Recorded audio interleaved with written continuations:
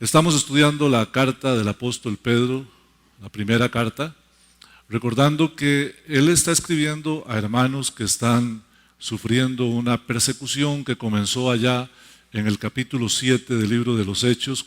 Ya había empezado desde antes, pero con la lapidación de Esteban, el diácono Esteban, ahí comenzó, en el capítulo 8, verso 1, se menciona una persecución y los hermanos fueron dispersados todos, menos los apóstoles, dice la Escritura. Y es posible ya en este punto donde el apóstol Pedro está escribiendo, un poquito antes de que va a venir una persecución aún mayor, porque un par de años después Nerón va a quemar Roma y va a decir que son los cristianos. De modo que esta carta tiene mucha pertinencia porque está dirigida a cómo ayudarle a los cristianos a entender quiénes son en Cristo, cuál es su posición en Cristo, cuál es su galardón en Cristo y por qué razón sí se puede tener paz en medio de la tormenta, gozo en medio de la persecución, tener quietud en medio de las adversidades. Y es muy oportuna para nosotros, porque nosotros necesitamos entender quiénes somos en Cristo, cuál es nuestra posición en Cristo, qué tenemos en Cristo y por qué razón es que sí podemos tener paz en medio de la tormenta, sí podemos tener gozo en medio de la tribulación, sí podemos tener quietud en medio de la adversidad. Amén. Y esta carta nos enseña eso. Y estamos hoy en el versículo 10 y 12 y vamos a hablar sobre la asombrosa gracia. Pero antes de entrar a los puntos del mensaje, quisiera pedirle que usted abra su Biblia ahí en 1 Pedro 1 y lea conmigo en voz alta, del verso 10 al verso 12.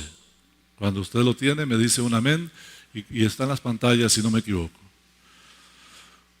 1, 2, 3. Los profetas que profetizaron de la gracia destinada a vosotros inquirieron y diligentemente indagaron acerca de esta salvación, escudriñando qué persona y qué tiempo indicaba el Espíritu de Cristo que estaba en ellos, el cual anunciaba de antemano los sufrimientos de Cristo y las glorias que vendrían tras ellos. A esto se les reveló que no para sí mismos, sino para nosotros. ¿Podría por favor decir nosotros de nuevo? Nosotros. Sino para nosotros, ellos administraban las cosas que ahora os son anunciadas por los que os han predicado el Evangelio por el Espíritu Santo de Dios. Qué lindo, ¿verdad? Que vino desde el cielo. Cosas en las cuales anhelan mirar los ángeles. Señor, gracias por darme la oportunidad de hablar en tu casa y gracias por cada hombre, mujer y niño que ha venido a tu casa esta mañana. Te ruego que tu palabra sea como martillo que quebranta la piedra, como cuchillo que parte el alma, discierne los pensamientos y las intenciones y parte el alma y el espíritu. Que tu palabra penetre profundamente en nosotros y haga, Señor, los cambios que tiene que hacer conforme a tu misericordia. Amén. Antes de seguir adelante, quiero aclararle que yo no soy predicador, porque el predicador normalmente es una persona más carismática y más motivadora. Yo soy un expositor, quiero acercarlo a usted al texto y nada más. Entonces, vamos a hablar lo que dice el texto, amén. Nada más lo que dice el texto. Y yo sé que si usted presta atención, en medio de lo que dice el texto, usted podrá hallar consuelo, podrá hallar alivio, podrá hallar aliento, podrá hallar ánimo, porque quien escribió la Escritura es el Espíritu Santo y Él sabe lo que usted necesita, amén. Entonces vamos a empezar con la primera parte del texto. El texto habla ahí de unos señores muy interesantes, los profetas que ellos profetizaron de la gracia destinada a nosotros. Entonces, lo primero que quiero hablar esta mañana es acerca del propósito de Dios mediante las profecías. ¿Cuál es el propósito de Dios mediante las profecías? Y para eso quiero llevarte a 1 Corintios, capítulo 14 y verso 3. Antes le cuento, tenía yo 16 años, hace un ratillo de eso, 16 años tenía, y una querida hermana de la iglesia se quedó viuda, ¿verdad? Y ella parece que no estaba muy sufriente por su marido, ¿verdad? Hay hermanas que cuando el marido pasa a la presencia del Señor, en lugar de sufrir se alivian, ¿verdad? Eso pasa. La señora estaba muy feliz, muy contenta. Cuando yo tenía 16 años era más guapo que ahora, si usted puede creerlo, ¿verdad? En realidad es difícil de creer, ¿verdad? Pero así era, 16 años, imagínense. Y entonces ella llegó a la casa de mi mamá a ayudarle a hacer los quehaceres de la casa, pero yo veía que se esmeraba mucho en mi cuarto, ¿verdad? Ella tenía ya 44 años y yo 16. Y un día se sentó en la cama a la par mía y me dijo, tengo que decirle algo. ¿Qué será? Doña Herminda. Oiga qué nombre, Herminda. ¿Qué será, doña Herminda? Me dice, es que el Señor me dio una profecía para usted. Ajá, ¿qué será? El Señor me dijo que usted y yo nos vamos a casar. ¿Qué le parece? Es que estaba guapo, hermano. Y yo le dije, yo creo que usted está equivocada. ¿No sería que el Señor le dijo que era con una de sus hijas? Tenía 3 hijas. Y si eran de mi edad. Y yo creo que usted está equivocada. No.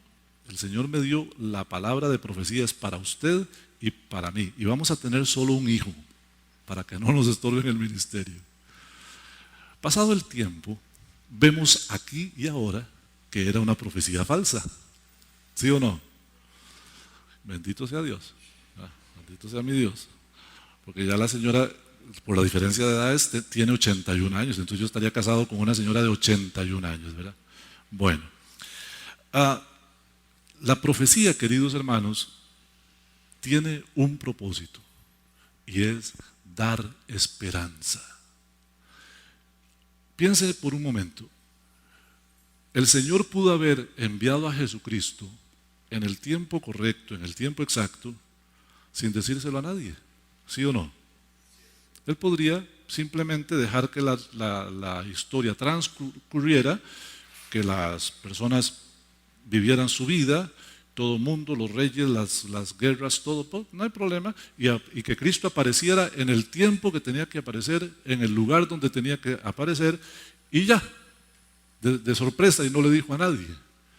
Pero ¿cuál es la razón por la que el Señor le dio la profecía al pueblo de Israel y está en toda la palabra, en Miqueas, en Nahum, en todos los textos de la Biblia, el lugar donde Cristo iba a nacer y que Cristo iba a venir? He aquí la Virgen concebirá y dará a luz un hijo y llamará su nombre Manuel, y toda la profecía que hay acerca de Jesús para dar esperanza. El pueblo de Israel necesitaba esperanza, porque uno en medio de la dificultad necesita esperanza. Qué bonito es. Hace unos días hablaba con una hermana y me decía que estaba muy cansada por mucho trabajo y yo le decía, bueno, el cansancio es temporal, los resultados son permanentes. Usted se esfuerza y con el paso del tiempo usted va a ver los frutos de su esfuerzo. ¿Cuántos dicen amén? ¿Verdad que sí? Esa es la esperanza. Cuando uno tiene esa esperanza, uno se cansa y trabaja y lucha, pero si uno no tiene esperanza, imagínense cómo sería levantarse todos los días a trabajar sin la esperanza de un futuro mejor. Sería terrible. Pues esto es lo que el Señor hacía con el pueblo de Israel, darle esperanza. Ustedes están sufriendo, pero un día vendrá el Mesías libertador, el Hijo de Dios. Y esta esperanza hacía que ellos vieran al futuro con alegría y con gozo. es con ilusión. Pues no ha cambiado mucho, hermano. La profecía de la que habla el apóstol Pablo en el capítulo 14 de 1 de Corintios tiene 3 requisitos, es decir, profecía, que por cierto es proclamación, en un sentido, cuando yo me paro aquí a hablar la palabra, estoy profetizando. Es para 3 cosas. Leámoslo ahí. Verso 3. Pero el que profetiza habla a los hombres para 3 cosas: edificación, exhortación y consolación. La profecía de doña Herminda no tenía ni edificación, ni exhortación, ni consolación. Lo único que tenía era una horrible expectación de juicio y de hervor de fuego. Algo espantoso, era como que algo, no sé ni qué. Bueno, es importante que usted lo tenga claro. Cuando a usted alguien le da una profecía, o le dice que tiene una palabra de Dios para usted, o le da un versículo bíblico, usted tiene que tener claro que la Biblia tiene reglas. Reglas. La regla para la profecía es exhortación, consolación y edificación. No tiene ninguno de los 3, no es. Bueno, estos profetas estaban profetizando algo que nosotros deberíamos conocer bien. Yo le decía a mi esposa ayer que los hermanos que leyeron este texto por primera vez, los que oyeron la carta del apóstol Pedro, lo leyeron y ya, y lo entendieron. Y le decía yo a Tita, esto está en mi corazón, que da tristeza que posiblemente muchos cristianos no tienen claridad de qué significa esto. Note las siguientes palabras, dice: la gracia destinada a vosotros. 5 palabras, una frase poderosísima: la gracia destinada a vosotros. Primero, la gracia es algo especial para alguien. Hace un momento conversábamos de los 5 lenguajes del amor y decía una hermanita preciosa que su lenguaje del amor es regalos, que a ella le gusta que le regalen, que ella siente amor cuando alguien busca algo y se lo da a ella específicamente porque se lo regaló a ella, estaba pensando en ella. Qué bonito, ¿verdad? Pues esto es lo que pasó con el Padre Celestial. Él encontró un regalo para nosotros. Ese regalo estaba destinado para nosotros. Ahora, hermano, mire, voy a explicarle algo que tal vez nunca he dicho en un púlpito. Es la primera vez que lo voy a decir y tal vez usted nunca lo ha oído. ¿Sabe? Jesús, hablando del del profeta Juan el Bautista, dijo: de los nacidos de mujer, ¿qué más dijo? ¿Alguien que se acuerde? De los nacidos de mujer, amén, no hay otro como Juan el Bautista. O sea, todos los que vivieron antes no eran como Juan. O sea, Juan era un tipazo, una persona espectacular. En el reino de los cielos era el más pintado. Y cuando usted habla de eso, usted tiene que echar la cabeza para atrás y pensar en Abraham, en Isaac, en Jacob, en Moisés, en Aarón, en David, en Salomón, en Jeremías, en Isaías. Y dijo Jesús: de los nacidos de mujer, ninguno hay como Juan. ¡Qué espectacular! Pero agregó: pero en el reino de los cielos, el hermanito que pasa desapercibido en la iglesia, aquel que es más pequeño, que ya pudiéramos llamar más pequeño, que apenas si se nota que está ahí, es más grande que Juan el Bautista. ¿Sabe por qué? Porque Juan el Bautista no entró en la gracia que estaba destinada para nosotros, porque la gracia se da a partir de la muerte y resurrección de nuestro Señor Jesucristo. Ellos no sabían exactamente lo que estaban profetizando, pero usted y yo sí lo sabemos. Usted y yo tenemos un conocimiento extraordinario que no tuvieron ni Isaías, ni Jeremías, ni Ezequiel, ninguno de ellos. Porque usted y yo entendemos lo que ellos profetizaron. Y fíjese que yo estaba pensando, estos hermanos preciosos profetizaron. Y yo me imagino a Isaías escribiendo la profecía y después de que la escribió, leerla y decir, ¿y esto qué significa?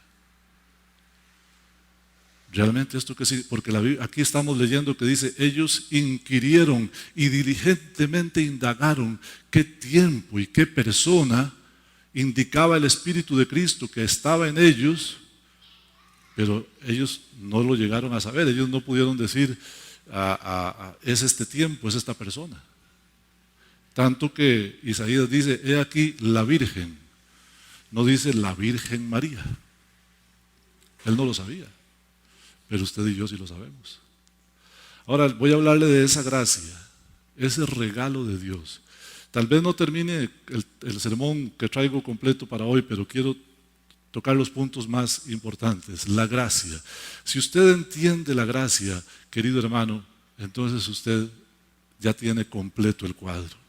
Necesitamos entender la gracia. La gracia es más o menos así.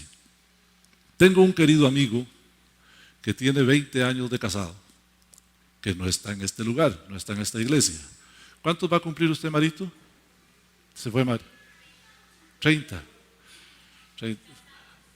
31. Bueno, 20 años es bastante, ¿cierto? ¿Alguien aquí tiene 20 años de casado? No. Ajá.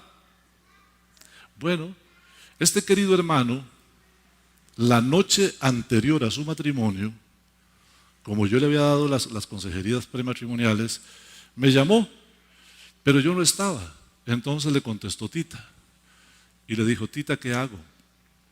Esta muchacha me ha hecho una clase de zafarranchos hoy, pero un pleito de esos terribles. Y yo tengo miedo que cuando nos casemos se ponga peor. Y Tita le dijo, ¿sabe una cosa? Se va a poner peor. Porque cuando uno es novio, uno deja que vean las partecitas bonitas y esconde las que no son tan bonitas. Pero cuando uno ya está casado, uno se relaja, ¿ah? Y deja salir y las cosas se hacen más grandes. Pues esta misma semana, conversando conmigo, me dijo, Paz, ya no soporto. Es pleito tras pleito tras pleito. Y yo le dije una cosa, le dije, hermano, vea, está comprobado científicamente que la gente realmente no cambia. Lo que la gente hace es aprender a controlarse, pero en esencia seguimos siendo los mismos. Ahora hace un rato les decía yo a la hermana Nati, porque estábamos en conversación, pero yo a veces cuando estoy hablando coloquial se me sale el pavas que llevo dentro, ¿verdad? Y entonces hablo medio pachuco, por ejemplo. Entonces yo le dije a ella, meñastra. Para los que no saben, meñastra es me extraña, ¿no? Bueno, no soy así todo el tiempo, pero algo llevo. Entonces yo le decía al hermano, ¿sabe qué pasa, hermano? A usted le queda 2 caminos, pero quizá el correcto es este.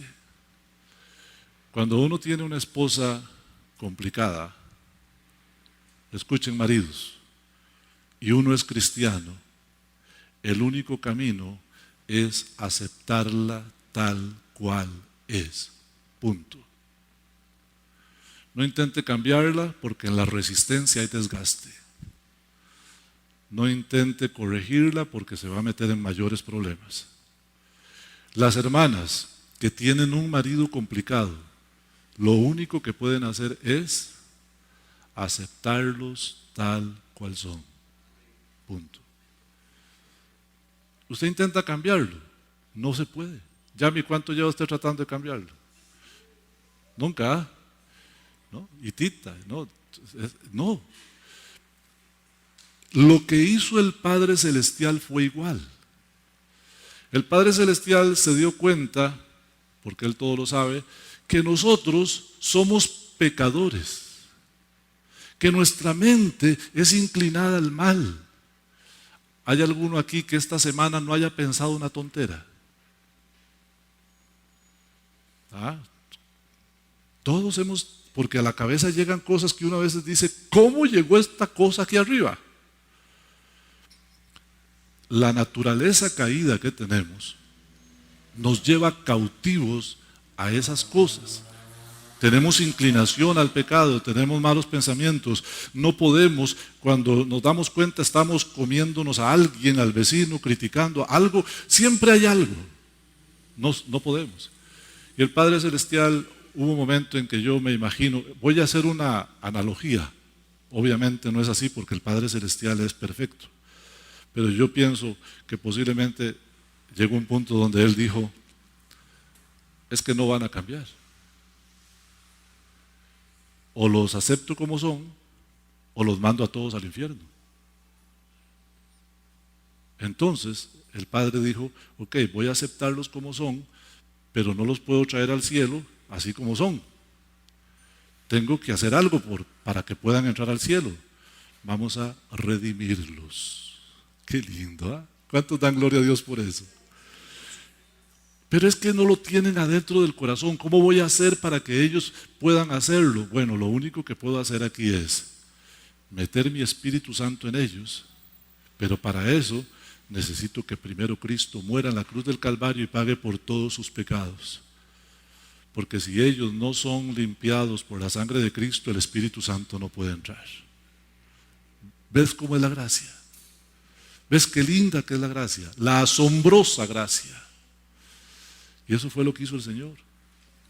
Pero a ellos no les van a hacer amarme. Porque le voy a decir que, hermano, yo le pregunto que si ama a Cristo y usted me dice que sí. Pero déjeme contarle que Cristo lo encontró a usted.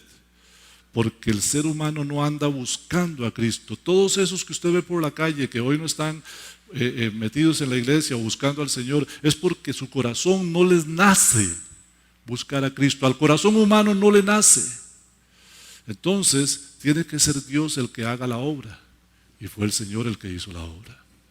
Y ahí es donde quiero hablarles de la asombrosa gracia que fue profetizada. Era destinada a nosotros, y para eso el Señor profetizó acerca de esto. Entonces quiero llevarlo a Isaías 43:25.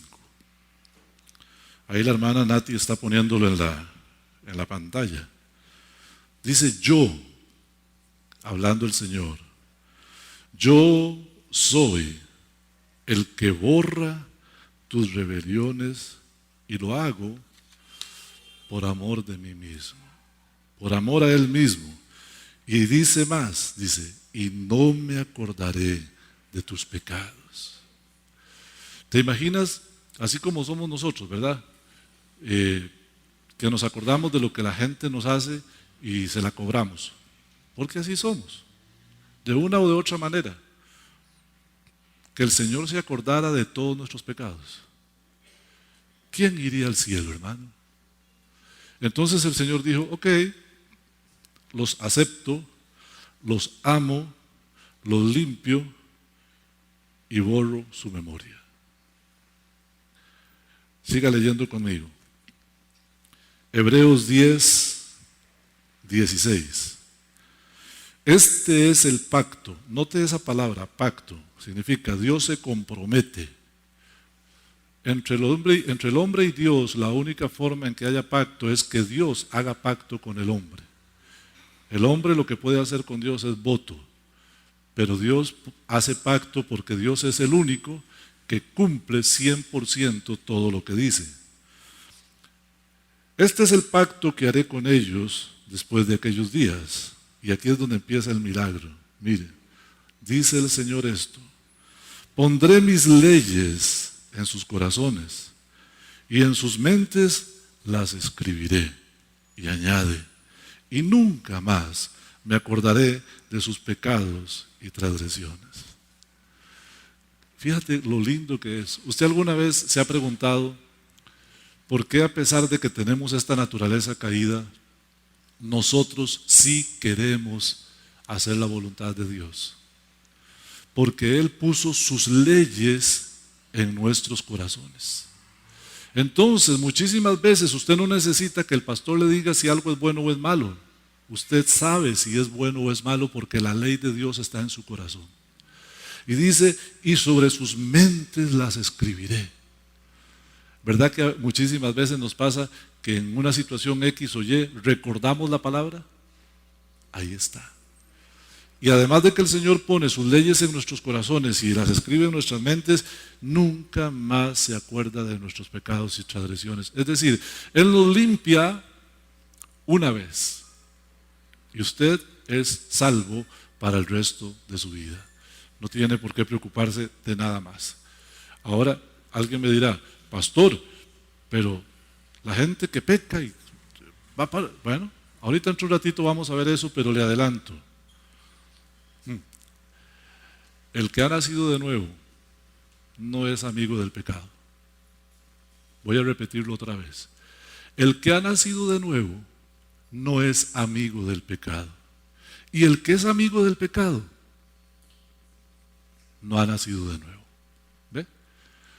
2 más 2 es 4. Sigamos leyendo.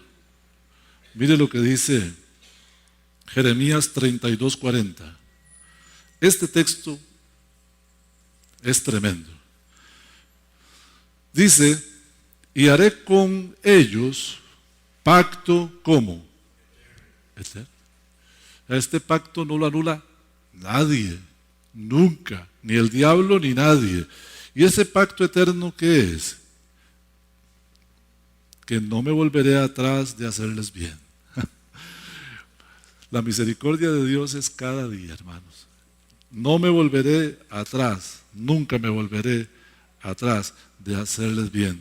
Y más aún, pondré mi temor en el corazón de ellos para que no se aparten de mí. ¿Por qué usted es cristiano y sigue siendo cristiano y nunca dejará de ser cristiano? Porque el Señor puso su temor dentro tuyo para que nunca te apartes de Él. Y aquí viene la otra pregunta.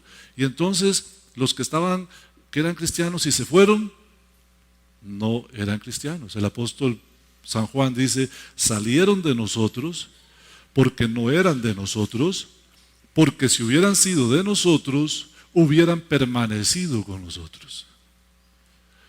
A veces da tristeza cuando usted ve en la iglesia que hay hermanos que ya no vienen, ¿cierto? Yo tengo en mi Facebook, tengo 1,300 personas ahí que están de amistades. De ellos, por lo menos unos 200 han pasado por esta iglesia y ya no están. Y algunos no se habían ido al mundo porque no tenían oportunidad. Apenas apareció la oportunidad, se fueron. Pero cuando usted ha nacido de nuevo, el temor de Dios está en su corazón y usted no necesita que nadie lo esté motivando para seguir a Cristo. Usted lo sigue todos los días de su vida porque, como me dijo otro querido hermano, ¿cómo puede uno vivir sin Cristo? ¿Cómo puede hacer uno para vivir sin Cristo? ¿Cómo logran la gente vivir sin Cristo? ¿Usted se lo imagina? Quiero preguntarle, si a usted lo pusieran a elegir y le dice, mire, usted va a tener una vida sin problemas económicos, sin problemas físicos, sin problemas familiares, va a tener una vida de mucha abundancia, va a poder pasear todo lo que quiera, comer lo que quiera y disfrutar lo que quiera, y va a ser una vida muy larga y usted del día 1 al día 100 años va a estar en perfectas condiciones y va a morir en paz. La condición es que renuncie a Cristo. ¿Cuál de ustedes renunciaría? Preferimos sufrir el agravio, la enfermedad, la escasez. Preferimos incluso la muerte que vivir sin Cristo. ¿Cuántos dicen amén a eso? Pero eso es para los que han nacido de nuevo. El que no ha nacido de nuevo, con que alguna egipcia le haga cambio de luces, papá, y él se va. o egipcios, y se va, ¿verdad? Para las hermanas. El que no ha nacido de nuevo, cualquier cosa del mundo lo atrae, lo seduce y jalo. Pero el que ha nacido de nuevo permanece contra viento y contra marea, contra todo lo que venga, porque el temor de Dios está en él. Y ese temor de Dios no fue que le nació a él, el Señor lo puso. El pacto eterno que Dios dice aquí son dos cosas: no me volveré atrás de hacerles bien. O sea, usted puede contar con que Dios lo va a cuidar. Y luego pondré mi temor dentro de ellos para que no se aparten de mí. Qué lindo, ¿eh? Algunos de nosotros querríamos poder tener el poder de meter en nuestros hijos el respeto y el cariño para que vivan bien con nosotros y nunca se aparten de nosotros. Pero no tenemos ese poder. Pero el Padre Celestial sí lo tiene. Y a través del Espíritu Santo ya lo hizo. Está en usted. Estamos hablando de la gracia destinada a nosotros. Bendito sea el Señor. ¿Qué es lo que implica todo esto? Implica salvación. Que usted y yo ya no iremos a condenación. Bendito sea el Señor. Ahora bien, dije que lo íbamos a mencionar. La gracia, esta gracia tan linda, no es una licencia para pecar. Busque 1 Juan 5:18 y vamos a leer la primera parte. Dice que sabemos que aquel que ha nacido de Dios no practica el pecado. Escúcheme bien. Aquí no está diciendo, oiga, Mainitor, Tete, procuren no pecar. No está diciendo eso. Porque el que dice que no peca hace a Dios mentiroso y la verdad no está en él. Nosotros no somos capaces de no pecar nunca. Pero una cosa es pecar por accidente, porque me equivoqué, por un descuido, y otra cosa es la práctica del pecado. La práctica del pecado es un estilo de vida basado en el pecado. Y aquí lo que me está diciendo es, si usted nació de nuevo, usted no tiene un estilo de vida pecaminoso. Hay mucha gente que dice que es cristiana y vive en fornicación. Eso no es posible. No hay cristianos fornicarios. Un tipo le dijo al pastor, pastor, vea, yo tengo muchos años de venir a la iglesia y le pido que siga predicando como usted predica y ore por mí para ver si en algún momento el Señor toca mi corazón y yo dejo de ser adúltero. No hay un cristiano adúltero, eso no existe. No existe un cristiano mentiroso ni un cristiano ladrón.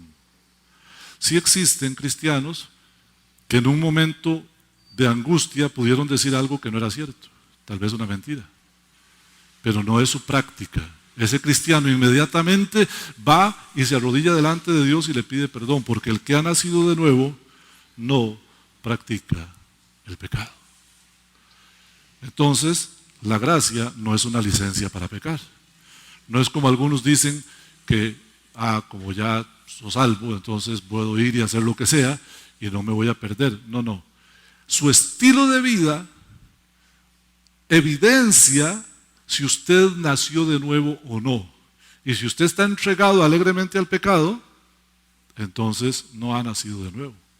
Si usted cometió un error y se arrepintió, entonces usted ha nacido de nuevo, porque una de las evidencias mayores de que uno ha nacido de nuevo es que cuando peca, el Espíritu Santo de Dios lo redarguye y uno se arrepiente. Pero si usted peca y es como si nada, nada, entonces pienso que hay que revisar su conversión. Qué rápido se va el tiempo, hermanos. Qué rápido se va el tiempo. Sigamos. Para aquellos profetas, creo que con la ayuda del Señor sí voy a poder terminar. Vamos ya en la última parte. Para aquellos profetas fue una incógnita interesante, una incógnita atractiva. Dice la Biblia que ellos inquirieron e indagaron diligentemente para ver qué tiempo y qué persona indicaba el Espíritu de Cristo que estaba en ellos. Ellos realmente quisieron saber, pero no lo supieron. El texto dice así, verso 11, escudriñando qué persona y qué tiempo indicaba el Espíritu de Cristo que estaba en ellos, el cual anunciaba de antemano los sufrimientos de Cristo y las glorias que vendrían tras ellos. Aquí yo pensé, ¿qué le pasó al pueblo de Israel? Tenían toda la profecía. Tanto que Jesús un día les dijo, escudriñad las Escrituras, porque a vosotros os parece que en ellas está la vida eterna, y ellas son las que dan testimonio de mí. O sea, Jesús les dijo, vayan, lean. Prácticamente eso es lo que Jesús les está diciendo, lo que yo le digo muchas veces a usted. Tiene una Biblia, vaya, léala. Jesús les estaba diciendo, pero el problema es que cuando uno se acerca a la Escritura con una idea prejuiciada, uno encuentra en la Escritura lo que quiere encontrar. Y estos intérpretes de la ley conocían muy bien la ley, pero ellos estaban esperando un Mesías libertador que los sacara del yugo del imperio romano. Pero el mismo apóstol Pedro explica aquí, no fue que Isaías dijo que él fue molido por nuestras rebeliones, que el castigo de nuestra paz fue sobre él, varón de dolores. Ellos lo leyeron, pero lo ignoraron, porque a ellos les pasó lo mismo que le pasa a muchos cristianos. Leen la Biblia los pedacitos que les conviene. Y entonces así podemos decir las barbaridades que se dicen a veces para lograr manipular a la gente, cosa que usted en esta iglesia no va a encontrar, porque tal vez usted no lo sabía, pero aquí tenemos una bendición. Si usted no está de acuerdo con algo que yo estoy diciendo, usted puede levantar la mano y decir, pastor, y si usted la levanta, yo no lo veo, alguien me va a decir, y usted me va a decir, pastor, yo no pienso igual que usted, explíqueme, o eso no es correcto. Pero hermano querido, hay gente que manipula sacando pedacitos de la Escritura y diciendo lo que la Biblia no dice. Aquí el texto dice claramente que la gracia tiene dos facetas: los sufrimientos de Cristo y las glorias que vendrían tras ellos. Pero no había gloria sin sufrimiento. Cristo tenía que sufrir en la cruz del Calvario porque la justicia de Dios tenía que hacerse en la persona de Cristo para que usted y yo fuéramos perdonados, para que usted y yo fuéramos salvos. La justicia de Dios se nos aplica a nosotros. Como Cristo es justo y Él murió por nuestros pecados, nosotros somos justos ante Dios, pero porque Cristo murió en la cruz del Calvario. Sin que Cristo muriera en la cruz del Calvario, nosotros seríamos igual de condenados al infierno. Pero había eso. Por eso, hermanos, quiero pedirle que usted lea su Biblia completa. No lea pedacitos. Eso que sale en Facebook, yo creo que a veces es más dañino que bueno. Que sale un versiculito, una postalita. Y le voy a dar un ejemplo. Mi Dios pues suplirá todo lo que os falte conforme a sus riquezas en gloria. Se lo saben, ¿verdad? Y toda la gente dice, ve, ahí dice que Dios te va a suplir. No, espérate. Te estás brincando el pues. Mi Dios pues. Esa palabra pues, ¿alguien me puede decir una palabra que pueda sustituir a la palabra pues? Una palabra que sea sinónima. Pues, una palabra igual a pues. Entonces. Mi Dios entonces. ¿Y qué significa entonces? Que Dios va a hacer algo, Él suplirá tus necesidades conforme a sus riquezas en gloria, pero basado en algo que usted hizo. Entonces usted tiene que leer los 18 versículos que están antes de Filipenses 4, 19. Y esos 18 versículos hablan del apoyo económico que la iglesia de Filipos dio para el ministerio de Pablo. Y como ellos apoyaron el ministerio de Pablo, mi Dios pues entonces les va a suplir. ¿Ve? Así es como funciona. Hay que leer la Biblia completa, pero si usted lee la Biblia para sacar los pedacitos que le convienen, entonces usted va a hacer una doctrina propia. Como dijo mi querido hermano Mauricio un día, un Dios a su medida. Eso es lo que va a hacer usted.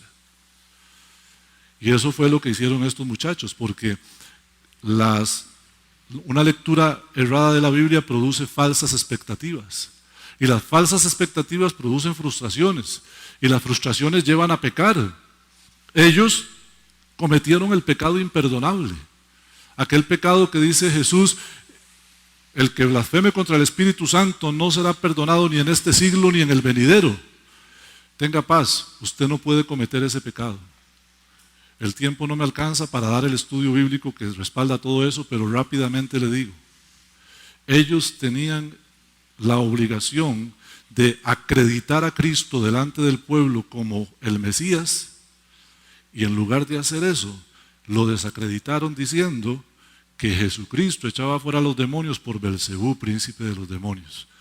O sea, las autoridades religiosas de aquel tiempo le dijeron al pueblo, no, este no es el Mesías, este es un hijo del diablo. Y ese fue el pecado imperdonable. Y Jesús les dijo, miren, qué pena, acaban de meter los escarpines hasta adentro y no hay forma de que lo saquen. Pero no tiene nada que ver con nosotros. Así de que usted nunca va a cometer el pecado imperdonable.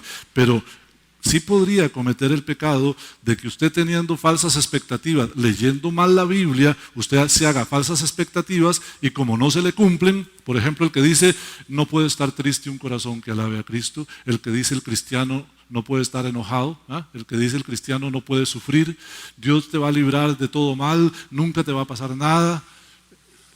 No, estos hermanos que estaban leyendo esto habían perdido casas, propiedades, habían perdido dinero, habían perdido familia, algunos habían sido muertos.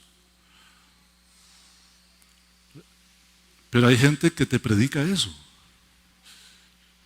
La vida es hoy y estás completo y no te va a pasar nada, porque leen pedacitos, crean falsas expectativas. Y las falsas expectativas producen frustraciones y terminan pecando. ¿Por qué? Porque como el Dios que hicieron a su medida no cumplió sus expectativas, van jalando y se van para el mundo. Voy aterrizando, hermanos.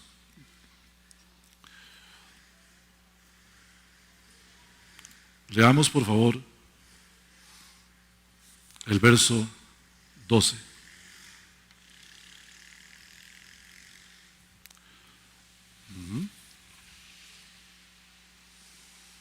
A estos profetas se les reveló que no para ellos, no para sí mismos, sino para nosotros, administraban las cosas que ahora os son anunciadas por los que os predicaron el Evangelio, por el Espíritu Santo de Dios, que fue enviado desde el cielo, cosas en las cuales anhelan ver los ángeles. Mis últimos 2 puntos esta mañana son estos. Los profetas nos dan una gran enseñanza de humildad y servicio. Imagínense lo que es estar administrando algo que es muy bueno y de lo cual uno no va a tener participación. Es como cuando Marito hace chicharrones allá en su casa y que haga unos buenos chicharrones, ¿verdad? Y no pueda probar uno solo, no pueda comer. Entonces él sabe que está haciendo chicharrones durante una semana y que va a llegar el pastor y todos los demás hermanos y van a comer, pero él no puede probar uno, ni uno solo. ¿Lo hace con gozo o lo hace con tristeza? No sé. Ni me diga que con gozo, porque yo me imagino que da tristeza.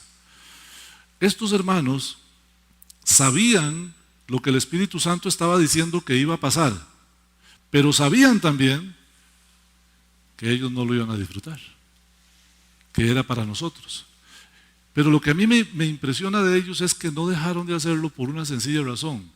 El siervo de Dios hace la voluntad de Dios, aunque en ello no obtenga beneficios.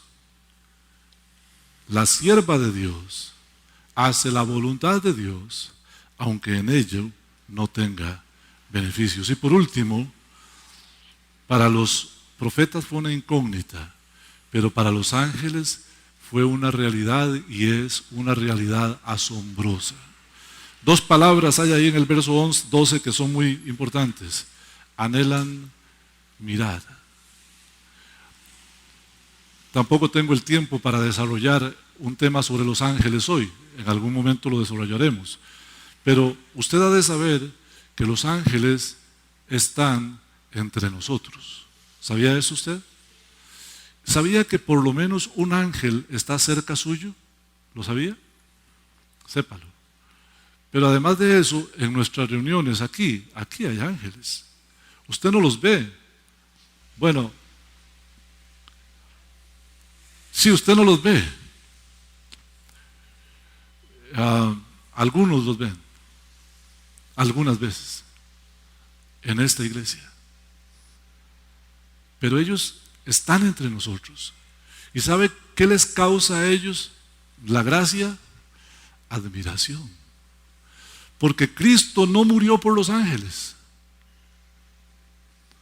Porque nosotros somos una raza caída destinada al infierno. Y ellos ven, estas personas que están aquí iban para el infierno.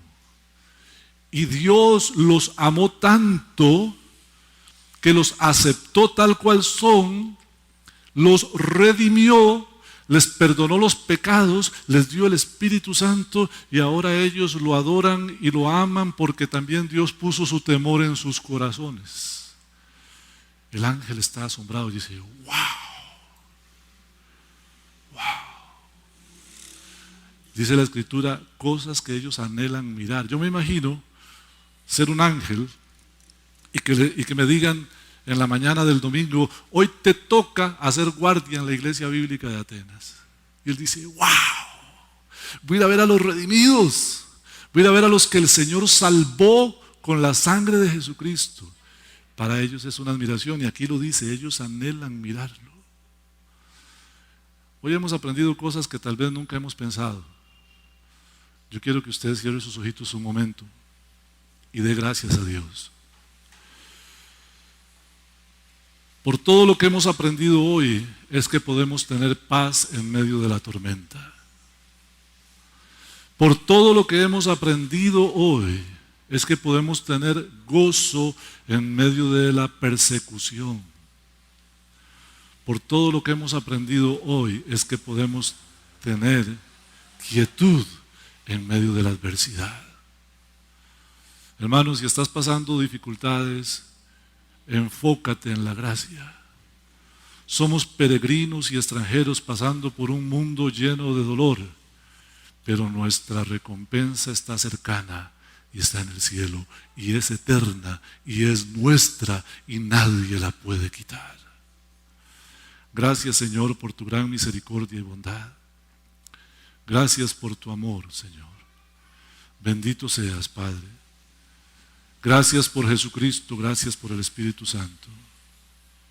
Te bendecimos.